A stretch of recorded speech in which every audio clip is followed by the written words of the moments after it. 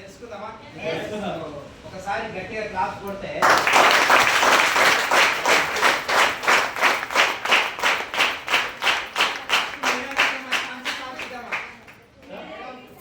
ఎవరికి first first కదా ఏంటైనా ఆమె first. Okay good morning. Good morning. నా పేరు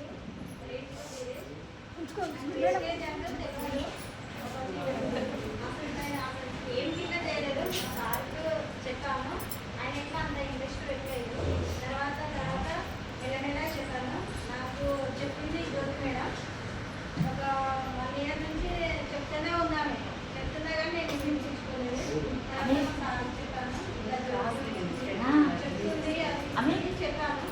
ఆయన కనెక్ట్ అయ్యి ఆయన చేశారు. చేసిన తర్వాత నేను ఆయన కొంచెం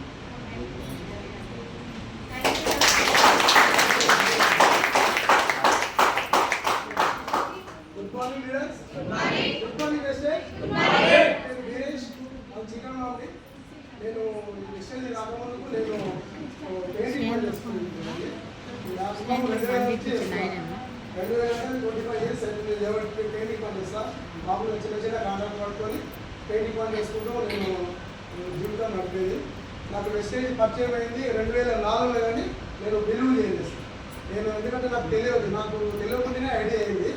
2004లో అయితే నేను దాన్ని నెగిటివ్గా తీసుకున్నా. అప్పుడప్పుడు చెప్పింది మేడం, జ్యోతి మేడం చెప్పింది నాకు. చేసుకుంటే నేను అర్థం చేసుకోలేదు. నాకు అసలు ఆపర్చునిటీ రాలేదు. ఏది వెస్టేజ్ అంటే నాకు అసలుకే తెలియదు. తర్వాత 2025లో నేను కొంచెం ఒక మీటింగ్ రండి జ్యోతి మేడం చెప్పింది. అట్లే నా ఫ్రెండ్ రామ్ సార్ ఉన్నాడు. ఇద్దరు కలిసి మేము చిన్నగా అప్పుడప్పుడు దోస్తానండి.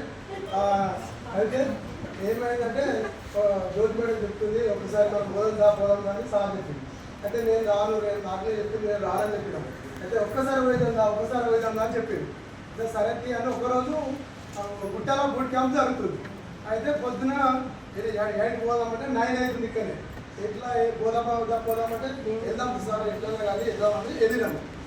పోయినాము, ఒక రోజు పోయినాము. ఆ మీటింగ్ అక్కడ చూసామంటే మనకి అంతా అప్సైడ్ అయిపోయినాం. ఏంది ఇది, ఇంకా మొత్తం కట్టా వస్తున్నాయి, మొత్తం జెండా పెట్టుకొని నిలబడ్డారు. ఇది ఏంది, ఎవరు వస్తున్నారు అని అసలు ఎమ్మెల్యే సార్ వాళ్ళు వెంకటేశ్వర సార్ గారు ముందు గేట్ ముందు ఉన్నారు. జ్యోతి మేడం ఉంది. మాకు చేతికి బ్యాండ్ అని పెట్టారు.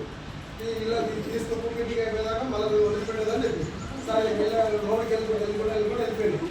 తర్వాత మాకు అలా పోయినాక డీజేలు సాంగ్స్లో ఉన్నాయి. మాకు ఏం అర్థమైపోయింది.